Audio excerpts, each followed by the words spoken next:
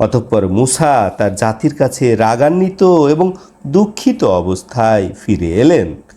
তিনি বললেন, হে আমার জাতি, তোমাদের রব কি তোমাদেরকে একটি সুন্দর প্রতিশ্রুতি দেন নাই? প্রতিশ্রুতিকাল তোমাদের উপরে কি খুব দীর্ঘ হয়েছে? অথবা তোমরা কি চাচ্ছ যে আল্লাহর গজব তোমাদের উপরে উন্মুক্ত হয়ে পড়বে, যার জন্য তোমরা আমার সাথে ওয়াদা ভঙ্গ করেছ? মূসায়ের জাতি বলল, তোমার সাথে দেয়া ওয়াদা আমরা স্বেচ্ছায় ভঙ্গ করিনি, বরং আমাদের উপরে চাপিয়ে দেয়া হয়েছিল। জাতির অলংকারের বোঝা যা আমরা আগুনে নিক্ষেপ করেছিলাম, অনুরূপভাবে সামেরিও নিক্ষেপ করেছিল। অতঃপর সামেরি তাদের জন্য একটি গরুর বাচ্চা বানালো, যার ছিল দেহ এবং হাম্বা হাম্বা ডাক দিত। অতঃপর তারা বলল, এ হচ্ছে তোমাদের ইলাহ এবং মূসারও ইলাহ, কিন্তু মূসা ভুলে গেছে।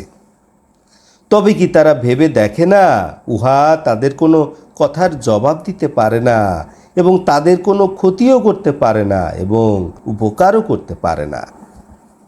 অবশ্য হারুন ইতিপূর্বে তাদেরকে বলেছিল, হে আমার জাতি, নিশ্চয় তোমরা উহা দ্বারা পরীক্ষায় পতিত হয়েছ এবং নিশ্চয় তোমাদের রব হচ্ছে রাহমান।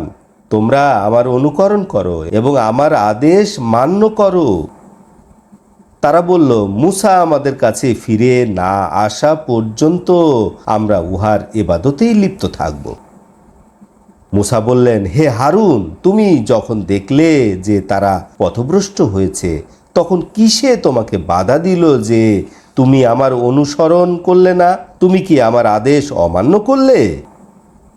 হারুন বললেন, হে আমার মায়ের ছেলে, তুমি আমার দাড়ি ধরো না, আমার চুল ধরো না। আমি ভয় করেছিলাম যে তুমি বলবে, বনি ইসরায়েলদেরকে তুমি বিভক্ত করে দিয়েছ, তুমি আমার কথার মনোযোগ দাওনি।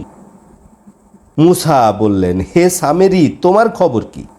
সামেরি বলল, আমি যা দেখেছি তারা কেউ তা দেখেনি। আমি জিব্রাইল আমিনের পায়ের নিচ থেকে এক মুষ্টি সংগ্রহ করেছিলাম, উহাই আমি গোবৎসকে নিক্ষেপ করেছি। আমার মন এ কাজ করতে আমাকে উৎসাহিত করেছে। মূসা বললেন, তুমি দূর হও, জীবদ্দশায় তোমার শাস্তি এই যে তুমি বলবে, ছুঁইও না, স্পর্শ করো না, এবং তোমার জন্য রয়েছে আর একটি প্রতিশ্রুতি, তোমার বেলায় যার ব্যতিক্রম হবে না, এবং তুমি যে মাবুদের উপাসনা করছিলে তার দিকে তাকাও, আমি উহাকে জ্বালিয়ে ছাই করে দিব, অতঃপর উহা আমি বিক্ষিপ্ত করে সাগরে নিক্ষেপ করব। নিশ্চয় তোমাদের ইলাহ হচ্ছে আল্লাহ, তিনি ছাড়া কোনো মাবুদ নেই, সর্ববিষয় তার জ্ঞান সীমাহীন। এভাবেই তো আমি অতীতের খবরগুলি আপনার কাছে বর্ণনা করেছি, এবং নিশ্চয় আমি আমার নিকট হতে আপনাকে দান করেছি উপদেশ, কুরআন। এবং যে উপদেশ থেকে বিমুখ থাকবে, নিশ্চয় সে কিয়ামতের দিন কঠিন বোঝা বহন করবে, এবং ওই শাস্তির মধ্যে তারা অনন্তকাল থাকবে, এবং কিয়ামতের দিন তাদের বহনীয় বোঝা অতি নিকৃষ্ট।